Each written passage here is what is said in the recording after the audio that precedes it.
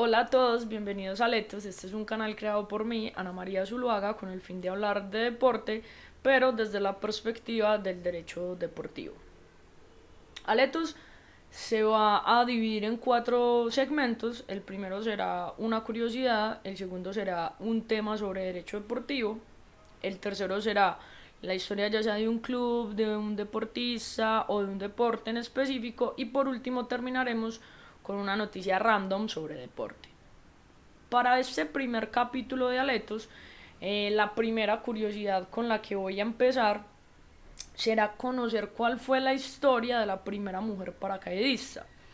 Cuando nosotros investigamos algo por primera vez, conocemos algo, pues queremos saber quién fue la primera persona, quién fue el pionero, quién dio el primer paso para que algo se hiciera y lo conociéramos hoy como lo conocemos. Entonces, en este caso, hoy vamos a hablar de Gianni Labros, que fue la primera mujer paracaidista en el mundo. Ella nació en Francia por allá en 1775 y su historia es que vio a André-Jacques Garnerin, que fue quien inventó el paracaídas sin marco, hacer un vuelo en globo aerostático de hidrógeno y lanzarse en paracaídas el 22 de octubre de 1797. Cuando ella vio eso, pues le llamó muchísimo la atención y se convirtió en alumna de André, y el 10 de noviembre de 1798 juntos hicieron el primer vuelo de Gianni en globo aerostático. Pero el 12 de octubre de 1799 ella decide volar sola a una altitud de 900 metros y lanzarse desde ahí en paracaídas. Y por esto se conoce a Gianni Labros como la primer mujer paracaidista de la historia. Hasta acá la primera curiosidad de la que vamos a hablar el día de hoy en Aletos. Ahora vamos a pasar a un tema muy interesante, que es el tema de derecho deportivo. El tema de derecho deportivo del que vamos a hablar el día de hoy va a ser ese reglamento sobre el estatuto y la transferencia de jugadores. Pero, ¿qué es eso? O sea, ¿cómo se come? ¿A qué se refiere? De manera muy general, este reglamento es básicamente el que regula las sesiones internacionales de los jugadores. Es decir, en español, en castellano, es cuando Cristiano Ronaldo pasa del Real Madrid a la Juventus, cuando Pogba pasa del Manchester United a la Juventus la segunda vez. Entonces es un reglamento sumamente importante a la hora de realizar sesiones temporales y sesiones definitivas. Nos vamos a detener aquí un segundito. ¿Qué es una sesión temporal? Lo que todos conocemos como un préstamo. Y una sesión definitiva es lo que conocemos como la venta de un jugador. Entonces, ¿por qué hoy nos vamos a detener a hablar un poco de este reglamento? Pues porque la FIFA este año decidió realizarle unas enmiendas y unas adiciones a ese reglamento, pero en un tema en específico, y el tema en específico al que la FIFA le hizo como sus enmiendas y adiciones fue a las transferencias temporales, a las sesiones temporales, es decir, a los préstamos de los jugadores. ¿Por qué FIFA decide hacer unas adiciones y unas enmiendas al reglamento específicamente a los préstamos de los jugadores? Pues porque FIFA dice, a ver, el punto de que yo transfiera, de que yo ceda temporalmente a un jugador, de que lo preste, es para que ese jugador se forme, para que ese jugador se desarrolle, y no para que los clubes abusen de ese derecho que tienen y realicen prácticas excesivas. Como FIFA vio que tal vez esto era lo que estaba ocurriendo, dijo, no, les voy a poner un tate quieto, les voy a poner un pare y les voy a poner unas normitas pues para que la sesión temporal de jugadores, el préstamo de jugadores, cumpla con el real objetivo, que es el desarrollo y la formación de esos jugadores que se van a préstamo. Entonces, FIFA realiza la primera enmienda. ¿Cuál es?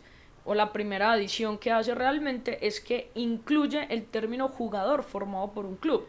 ¿Qué se entiende fácilmente por un jugador formado por un club? Pues es ese jugador que entre los 15 y los 21 años, e independientemente de la nacionalidad y la edad, obviamente entre los 15 y los 21, haya sido inscrito en un club durante un periodo continuo o no de 3 temporadas completas o de 36 meses. Vamos aquí más o menos con un ejemplo. A ver, hay un jugador colombiano que entre los 15 años y los 21 años lo inscribieron en Patriotas Fútbol Club, ¿cierto? Y ahí pasa ya sea 3 temporadas o 36 meses, divididas entre sus 15 y 21 años, ¿cierto? ¿Qué puede pasar en este sentido? Que se puede dar el fenómeno de que exista un jugador que sea formado por dos clubes. ¿Cómo se daría este fenómeno? Pues a ver, sería un jugador que entre los 15 y los 18 años esté inscrito en Patriotas Fútbol Club y entre los 18 y los 21 esté inscrito en Atlético Tucumán. El caso de este jugador es que estaría formado tanto por un club colombiano como por un club argentino. Aquí es muy importante que hagamos una aclaración y es que la FIFA no condiciona el concepto de jugador formado por un club a que esté inscrito o registrado en el primer club de ese equipo, es decir, a que, como se conoce coloquialmente en Sudamérica, que haya jugado en la A o en la primera, ¿cierto? La segunda adición o enmienda que realiza la FIFA desde mi punto de vista es bastante interesante, porque este reglamento del que estamos hablando el día de hoy normalmente siempre se utiliza, o normalmente no, siempre se utiliza para las sesiones temporales y definitivas internacionales, es decir, cuando hay un cambio de un país a otro, ¿cierto? Pero FIFA dice, no, pues vamos a hacer una cosa, vamos a darle un carácter vinculante y obligatorio a esas sesiones temporales, a esos préstamos que se realizan de manera nacionales, ¿cierto? Entonces, vamos con un ejemplo. Ahora vamos a utilizar Millonarios Junior, fútbol colombiano. En Millonarios está Daniel Ruiz y Junior lo quiere a préstamo, o sea, quieren realizar una sesión temporal entre Millonarios y Junior sobre Daniel Ruiz. ¿Qué dice la FIFA? Pues a pesar de que sea nacional, a pesar que sea fútbol doméstico, pues también van a tener que tener en cuenta la normativa que trae este reglamento.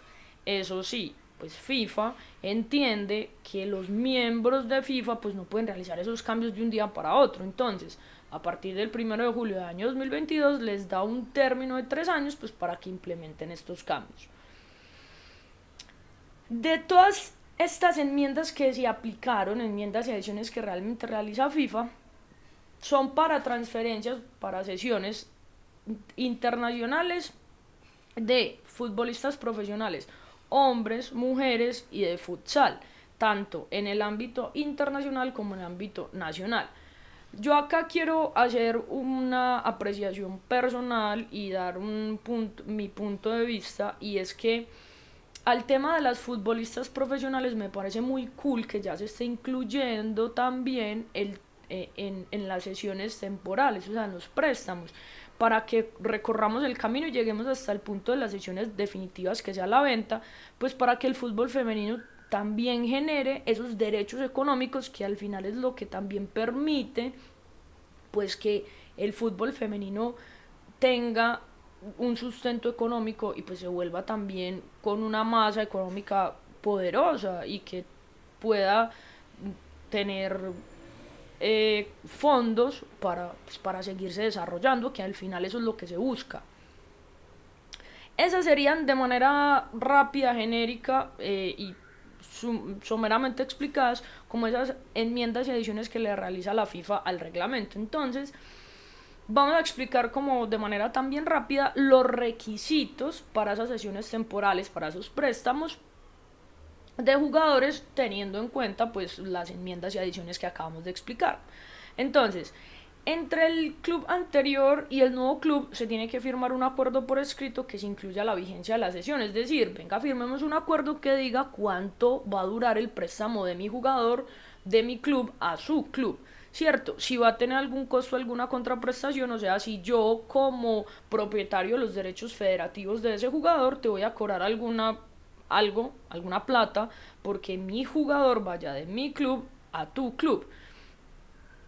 Acá pueden o no estar presente el futbolista, pero desde mi punto de vista es absolutamente necesario que se esté en presencia del deportista, o sea, que el deportista también haga parte de esa negociación, porque finalmente estamos hablando de una negociación de una persona. No es lo mismo cuando yo salgo a vender un carro y el carro no le importa si se va a ir con X, Y o Z dueño, mientras que al deportista sí, pues porque está su voluntad. Entonces, desde mi punto de vista, el deportista sí debería estar dentro de esa negociación. El segundo requisito es que ya el jugador y el club nuevo, si volvemos al caso, por ejemplo, de Daniel Ruiz con Junior, entonces Daniel Ruiz y Junior deben firmar un contrato que diga, bueno, Daniel Ruiz va a estar a préstamo en Junior durante un año. La sesión temporal va a ser un año y expresamente va a decir, Daniel Ruiz se encuentra en Junior en calidad de préstamo, ¿cierto? El tercer requisito son las obligaciones contractuales, que ¿A qué se refiere esto específicamente? Pues a quién va a pagar el salario del jugador. Entonces, por regla general, pues el salario del club que está prestando el jugador pues va a quedar a cargo del nuevo club, a menos pues que los hayan acordado de otra manera, que el club anterior vaya a ser quien cubra el salario, o pues que sea por partes cada uno de los clubes, ya dependerá mucho de cómo lo acuerden, pero la regla general es que al primer club se le suspende esa obligación, pues porque ya el jugador no va a estar prestando los servicios a ese club, sino a otro club diferente. En cuanto al término de la duración de esa cesión temporal de ese préstamo, lo mínimo van a ser 6 meses y lo máximo va a ser un año. Acá hay que tener en cuenta pues que esa duración de un año podría extenderse siempre y cuando pues el jugador lo acepte y esté de acuerdo. Este último requisito es un requisito que a mí no me parece como muy necesario que esté, pero también entiendo que si FIFA pone estos requisitos porque ha habido clubes que han realizado este tipo de acciones que no caben en la cabeza de nadie, pero está bien. Y es que el nuevo club tiene prohibido realizar una cesión temporal de ese jugador o realizar una cesión definitiva. Es decir, cuando Millonarios le presta a Daniel Ruiz a Junior, lo cede temporalmente, pues Junior no puede salir y decirle a Nacional, ve Nacional, te va a prestar a Daniel Ruiz que está a préstamo, o ve Nacional, te vendo a Daniel Ruiz que lo tengo a préstamo. Prohibido, o sea, no se puede realizar. En este caso vámonos con un ejemplo internacional y vamos a hablar de Leandro Paredes, el jugador argentino del PSG que fue cedido temporalmente a la Juventus en esta temporada 2022-2023. A ver, entre PSG y Juve firmaron un acuerdo en que el argentino pasaba cedido temporalmente, es decir, prestado por un año, es decir, el tiempo máximo que el reglamento permite este tipo de sesiones temporales. Los parisinos, dentro de ese contrato que suscribieron con el PSG, lo que hicieron fue poner una cláusula con una opción de compra, es decir, donde se puede realizar la cesión definitiva de esos derechos federativos y económicos de Leandro Paredes. Un paréntesis acá, y es que en otro capítulo más adelante vamos a detener un poco a hablar del tema de derechos federativos y de derechos económicos que se generan pues en el fútbol, ¿cierto? A ver, en el caso de Paredes no conocemos muy bien los pormenores pues del acuerdo, es decir, no sabemos si la Juventus tuvo que pagar o no un valor para sumar al jugador a sus filas, quién será el club que pagará el salario de Leandro Paredes, si el de Turino o el parisino, o si entre ambos lo van a hacer. Lo que sí puedo hacer es especular un poco con la idea de que la Juventus va a ser quien pague el salario, o es quien paga el salario, pues porque no pagó ninguna contraprestación pues por esa cesión temporal, por ese préstamo, y como ya lo dijimos al principio, pues se incorporó una cláusula de cesión definitiva, o sea, una compra por el valor de 15 millones de euros y 5 millones en variables.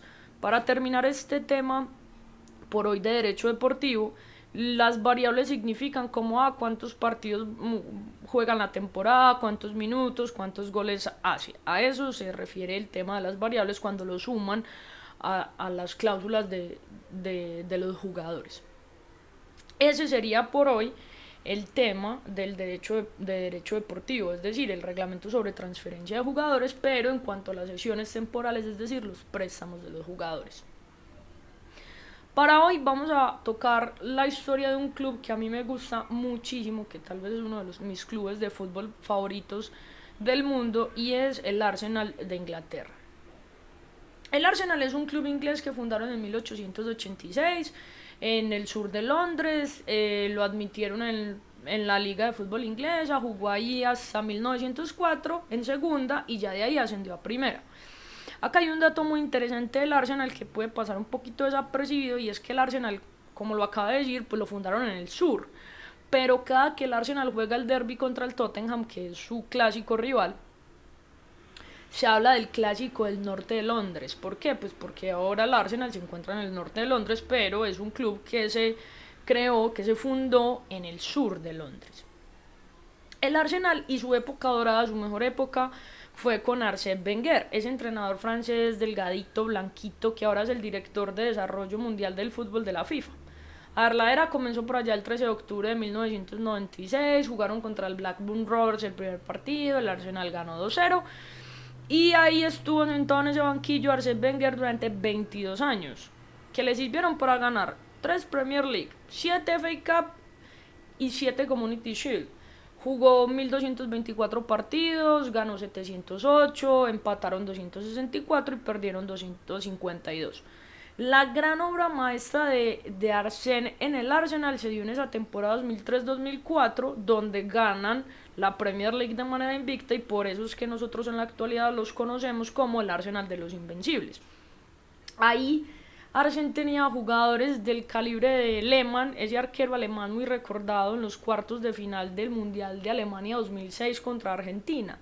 Joe Campbell, Patrick Vieira, Ljungberg, Robert Pires, Fábregas, Dennis Bergkamp y claramente Thierry Henry. Entonces ganó ese campeonato 2003-2004 con 90 puntos, ganó 26 partidos y empató 12. Por allá en la temporada 2005-2006 llegó a la final de la Champions, pero desgraciadamente la perdió contra el Barça porque Eto'o jugó un partido brutal y anularon a Henry increíblemente, pero fue una final muy buena y es la única final de Champions que ha jugado el Arsenal hasta ahora. El Arsenal en Inglaterra está dentro del denominado Big Six, que es como se le llama pues a los 6 equipos más grandes de la liga inglesa, y es considerado el tercer club inglés más exitoso, porque en total ha ganado 13 Premier, 14 FA Cup siendo el más ganador, 2 Copas de la Liga, 16 Community Shield, una Recopa de Europa. Entre los máximos ídolos del Arsenal están Henry, Bergkamp, Fábregas, Campbell, Ian Wright, Patrick Vieira, Robert Pires, Tony Adams, y como lo dijimos al principio, el clásico rival del Arsenal es el Tottenham. Una curiosidad del Arsenal es que lo apodan Gunners, pues porque las personas que lo fundaron, sus fundadores, eran empleados del área de Dale Square, que es una fábrica de armamentos, y el primer escudo eran 3 cañoncitos apuntando hacia arriba. Actualmente el escudo del Arsenal es un solo cañoncito apuntando hacia arriba. Por último, y para terminar hoy el primer capítulo de Aletos, vamos a irnos con una noticia random que está titulada La peor selección del mundo. Ese título de la peor selección del mundo lo ostenta con mucho orgullo la selección de San Marino, con 104 derrotas en un total de 109 partidos oficiales. Hasta el día de hoy San Marino solamente ha ganado un partido en su historia, y es un 1-0 por allá en el 2004 en un partido amistoso contra el Liechtenstein. Por hoy eso es todo en el primer capítulo de Aletos. Espero que les haya gustado mucho, que nos veamos todas las semanas con un capítulo diferente, tanto acá en YouTube como en Spotify.